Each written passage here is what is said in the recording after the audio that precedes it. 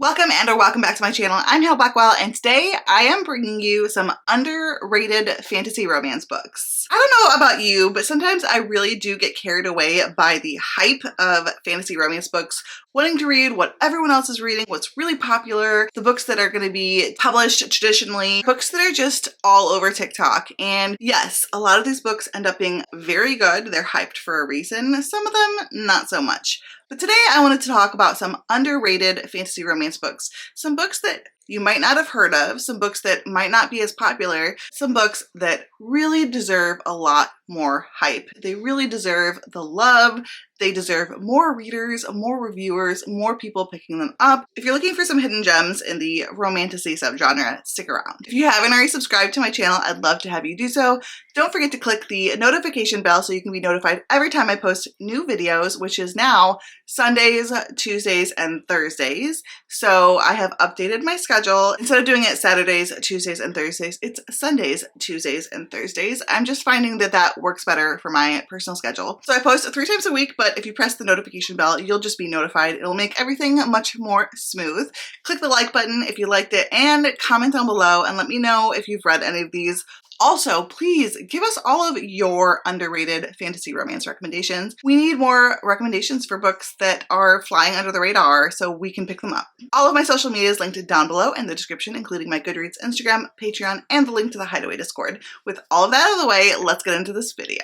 I didn't already mention this, but I will also be following this video up with an overhyped recommendation list. So I'll be doing overhyped later on next week, or later on this week, I guess. That'll be a bunch of books that I think are super popular, but I'm not quite sure why. If it has more than 20,000 ratings, I think, at least for the fantasy romance subgenre, I think that's more on the hyped side of things. This is all under 20,000 ratings on Goodreads. That's how I am determining what is underhyped. So the first book I'm going to talk about is Bow Before the Elf Queen. This is by J.M. Curl. This is a new adult, a fantasy romance series with elves. This is enemies to lovers. Our heroine is an elf who is hiding away because she has been promised to the prince since she was born. And in this promising, there was also like a blood oath kind of pact kind of made. And so he's gonna find her and she's trying to hide from him. And very early on in the book, he finds her. And so it's enemies to lovers. From there, I don't want to go too far into it, but we have royalty. So we also have a very political forward fantasy romance series. So there's politics and war. There's a lot going on. I really like the elves aspect. I don't see enough elves in fantasy romance. I also like the way she has described the elves. It really takes a lot from folklore. Like, they are very swift-footed, they're fast, they're quick, they're quiet on their feet. They do have the pointed ears. Yeah, I really liked it a lot. I do think I have to reread this book in order to pick up the second book because I waited too long. So that is something that I will do eventually, but until then, I do want more people to pick up this book and this series. I think things get a bit more complicated too going on. Maybe there's like a love triangle eventually. I've seen some different like reels and hints and things like that from the author. So I don't think they're like spoilers, but I think that things get quite complicated and interesting as the series progresses. So I really would like to pick this series back up so I can continue on. But highly recommend. Definitely underhyped. I don't hear enough people talking about it. More people should be reading this series. Another one is Fortuna Sworn, and this is one of those ones that I would think is hyped because I see a lot more people talking about this series on fantasy romance booktube, or specifically just like even fantasy booktube. Like, a lot of people have read and talked about this series, but in general, it has less than 20,000 ratings, and that's the first book. From there, it just goes down. It's not like real world hyped, but this is a dark fantasy romance. This is by K.J. Sutton. The first book is called Fortuna Sworn, and that's also the name of the whole series. And this is about a nightmare. She has these powers where she can see and control people's nightmares, and she's very powerful. Her brother has been missing. She is trying to find her brother, and one day the king of the Unseelie court offers to marry her. In exchange, he will find her brother for her. He says, I know where your brother is, and I'll let you know. I'll help you get him if you marry me. So she does. There are trials in here too that are really cool. They kind of reminded me a little bit of ACOTAR, but like darker. And so it's very under the mountain. It's very underground. The fae are very trickster fae. It's very dark. Make sure you check the trigger warnings before going into this one. But I love this. I'm planning on picking up the third book, hopefully in the next month or two. I did put it on my winter TBR. If you haven't seen my winter TBR, I'll have it linked up here and down below in the description. But I really want to get to that one. So I really like the series. It's definitely underhyped and you should pick it up if you haven't already. The next one is actually a recent read of mine, and this is by Ruby Dixon. Now, Ruby Dixon is a very famous author, but she's more famous for her Ice Planet Barbarian series. That one is definitely not underhyped. Like, it's been picked up by publishers. It's very popular. Everyone knows Ruby Dixon and her big blue aliens. But what's underhyped is her fantasy romance. She has a fantasy, at least one, maybe multiple fantasy romance series, but this is The King's Spinster Bride. This is the prequel, like beginning novella for her Aspect and Anchor series, and this is all fantasy romance, this whole series.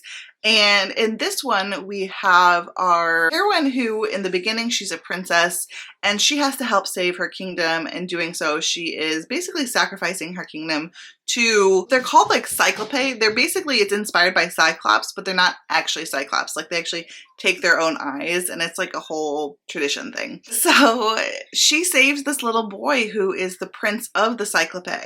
And in doing so, he just falls for her. So that's at the very beginning of the book. Fast forward many, many years later, he is an adult and he is still pining for her. He's obsessed with her. And she is now a spinster living at this nunnery type of place. And he is like, no, I'm going to make her mine. And he does. It's an age gap, but with him being the younger one and our heroine is the older one. And it's also, you wouldn't say childhood friends to lovers, but they've known each other since he was 8 years old. But I wouldn't say that this is like problematic or grooming or anything like that, because it was a quick kind of exchange that they had where he had been abducted by her kingdom and she was in charge of making sure he stayed alive. And then he went back and they didn't see each other for like 10 years or something like that. So I don't think it's problematic at all. It is really sweet how obsessed with the heroine he is. This is a novella too. It's very short. It's, I would say, more on the cozy fantasy romance side of things. It's very cozy. There's not a lot of high drama. The biggest drama in it really is the fact that our heroine sees herself as a spinster. She thinks she's too old for him. She thinks she's past her prime, and she's only like 32 years old. She thinks that she's just basically not good enough for him, and he does not see it that way. He is obsessed with her, and he takes all the time that he needs to convince her that she is the most beautiful person in the world. And it's so sweet. It's so, so sweet. I just wish more people would read this. I'm sad that it took me so long to pick it up. I definitely want to continue on and read more in this fantasy romance series by Ruby Dixon. Next is probably Emma Hamm's most famous work, and that is Heart of the Fae. She's a very well-known fantasy romance author, but she's also, I would say, an underhyped. Like, everyone's heard of Emma Hamm, at least in the fantasy romance sphere, but she's not ever had like a hit book that's been published traditionally or anything like that. So she's definitely like flies under the radar type of fantasy romance author that has also been around for a long time. And one of her first books was also probably one of her most famous. That's Heart of the Fae. And this is also probably my favorite book that I've read by her as well. It's a Fae Beauty and the Beast retelling. Our heroine lives at a brothel with her family, basically, I think, and she has to try to cure her family and the whole town of this disease, and her father might be dying, and I think that she makes a deal with this Fae to go find this other Fae who's the hero. And he's like a beast. He's been scarred and he is kind of a recluse, and it's their romance. It's, like I said, Beauty and the Beast retelling. It's so sweet. I love the way the Fae are in this. Like, it's super, super like mythology and folklore inspired, which is part of what I really love about this. It's got all kinds of Fae. There's like brownies and sprites and all kinds of different Fae, which I really enjoy. And it's really sweet. And there is like more in the series too that I haven't picked up that I need to, but highly, highly recommend. I think this one actually has like under 10,000 ratings too on Goodreads. Okay, next is a series that I'm actually currently reading the second book in the series right now. This is Between Wrath and Mercy by Jess Weisskopf. This series is criminally underrated. Like criminally underrated. I think it has under 5,000 ratings. I don't know how. I don't know how. Like why aren't more people picking this series up? It's so good. It has an adult heroine. She has her daughter who is supposed to be the chosen one. So it's kind of everything in here is mixed up. We have the daughter of the heroine is the chosen one. The heroine is already married. Her husband and her daughter end up going missing, and she has to find her ex-boyfriend, who is the prince or king. He's called like the Bloody Prince, I believe. And she has to find him and get his help to find her daughter and her husband. Now, there is no cheating in here, but this is like a second chance romance with that king. Man, it's so good. This is such a good book and series. I had a little bit of trouble picking up the second book because I was a little bit lost in the beginning, especially. I took way too much time in between the two books before picking up the second book. Like I needed to do it sooner because it is a complicated world. There's different gods. There's a lot of different characters. It's just an interesting way that she kind of flipped a lot of the romantasy tropes on their heads and did something completely unique. So interesting. So good. The writing is wonderful. The characters are going to drive you nuts. They're going to they're going to drive you just a little bit crazy. Just a little bit crazy. But it's so good. It's such a good series, such a good first book. It's criminally underrated. More people need to read this series. I don't know why they haven't. I need to do more screaming it from the rooftops. Y'all need to pick this book up. Seriously.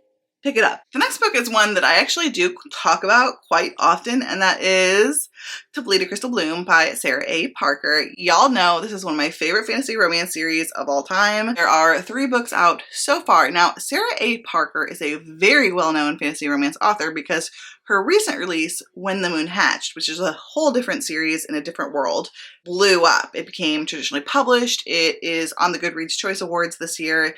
It is super popular. Everyone's obsessed with that book. And that's all well and good. I read it. I gave it 5 stars. It is one of my favorite romantasy books of the year. Love it, love it, love it. I love Sarah A. Parker. But To Bleed a Crystal Bloom, so underrated. Why aren't more people picking up the series?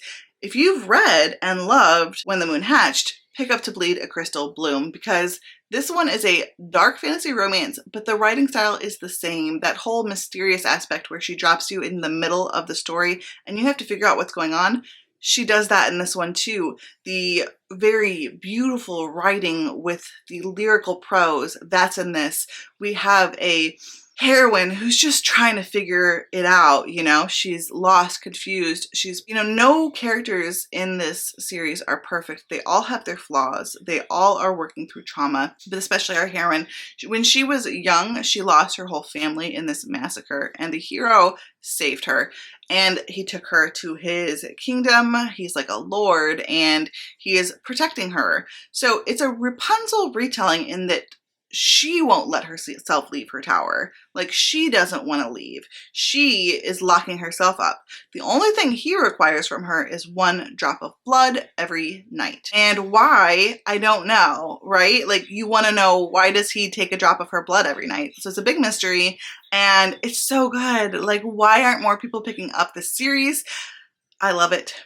I love it. Her writing style is definitely not for everyone. Like, you have to like a flowery writing style, but I do, and I really like it. Okay, next is a book that I also talked about as being underrated. I think I talked about Between Wrath and Mercy being underrated too in this ultimate guide to fantasy romance that I did. I'll have that linked up here and down there. And I also talked about this, Entreat Me by Grace Draven. Grace Draven is a underrated author in fantasy romance. She, I think, is more well known in the booktube community, but not as much in the more vast, broad spectrum range of readers. And she is so good. She is so good. Her writing is so top tier. She's a beautiful writer. She writes these really nice, almost medieval kind of worlds, like a historical fantasy type of setting.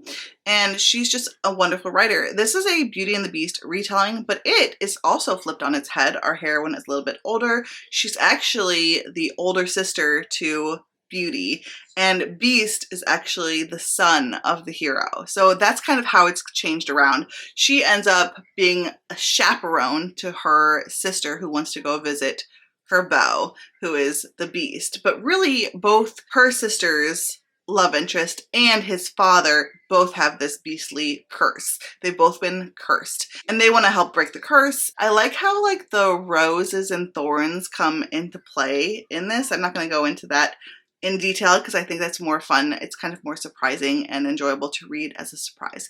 But I like how that comes into play, like with the curse, and I just like how she flipped everything on its head. I love the found family and the like side characters in this book too. It is so good. It is such an underrated fantasy romance. More people should try out Grace Draven. I need to pick up more works by her. I do own Radiance and I also do own Master of Crows. So those definitely are on my TBR. Okay, next is one of my favorite books from last year, and that's Sword Heart by T. Kingfisher. This is a cozy fantasy romance that is also so unique, and this is not going to have a bunch of spice. Like, this is not a spicy fantasy romance book, so it's more cozy fantasy, but the romance is definitely at the forefront in this one. Our heroine, her husband has passed away, and now I think it's like his uncle has passed away, and she is supposed to be inheriting, but his family is not happy with that, so they lock her away in a bedroom, and she decides that basically she's either going to rot in there or she's going to do something about it and just unalive herself right then and there because she doesn't want to die that way. So she decides to unsheath the sword on the wall and try to unalive herself with it. When she unsheaths the sword, a knight comes out. This knight has been in the sword and now he is out, and he is now vowed to protect her because she is the wielder of the sword. I love magical swords. I love it so much. So this is so much fun. Anyway, he helps her escape from this crazy family, her in-laws who are just nuts, and then they go on a quest to find a lawyer. And like, how is that? Like, that's not at all your classic fantasy romance, right? Like a quest to find a lawyer. But that's what they do. And it ends up being kind of like a band gets together, and there's all these quirky characters. So much fun. So cute. A really sweet romance to highly recommend. Not enough people talk about this T. Kingfisher book. Some of her other books are so much more popular, and I don't know why, because honestly, this is my favorite T. Kingfisher book that I've read, and I've read at least 4 of her books. And yeah, this is definitely my favorite so far. I have 2 books left, and they're both kind of Norse inspired. So first is A Heart of Blood and Ashes by Mila Vane. This is a historical fantasy romance, and it's definitely very epic, very political. It is a true enemies to lovers. Our hero is like the head of this clan of sorts, and he hates this heroine because her family unalived his parents, and he hates her. But he doesn't realize that she hates her family too, and she has been mistreated by them, and he ends up taking her captive. And so it's a captive captor, enemies to lovers. It is so good. It is such a good fantasy romance. The writing is wonderful. I love the historical fantasy setting as well. It's very like Scottish meets Norse inspired, historical, medieval, and it's just very good. Highly recommend that one. And I also have to recommend this last book on my list, Sven the Collector. This is also Norse inspired, but in this one we have wyvern riders, and I love wyverns and dragons. Wyverns, I think, are just bigger dragons, but I could be wrong. We have our Norse-inspired barbarians. Each book in this series follows a different barbarian wyvern rider hero and finding their bride. And in this one, our heroine, she doesn't want to get married to who her father says she should, and she takes a horse and just kind of like rides into the woods one day. Well, at the same time, our hero is riding his wyvern on his quest to find a bride, and he finds her, and he picks her up and then just flies off. And so it's captor captive, but very quickly it actually flips and she takes him captive, which is super fun. And it's a novella, this first book. I want to read Hole in the Soulless. That's the second book in the series. But yeah, I think these are mostly enemies to lovers, and they are, like I said, wyvern riders and Norse inspired, and I really like this one. It's probably my favorite fantasy romance novella I've ever read. I just thought it was so well done for a novella especially. I thought that the romance felt very complete. I was very satisfied by it. It's not a spicy series. Like there's a little bit, but not really. Like you're not getting full spice in here at all. And I don't think any book in this series has like full spice or anything like that. But they're also not like YA. But yeah, highly recommend. So those are all of my underrated fantasy romance recommendations. Please let me know your underrated fantasy recommendations for me and for everyone else in the comments. If you like this video, click the like button and subscribe if you haven't already. Until next time, fellow readers, keep reading and living your best life. Guess you're trying to stay strong and fake a smile until I look away. But I've known you too long, it hurts to watch.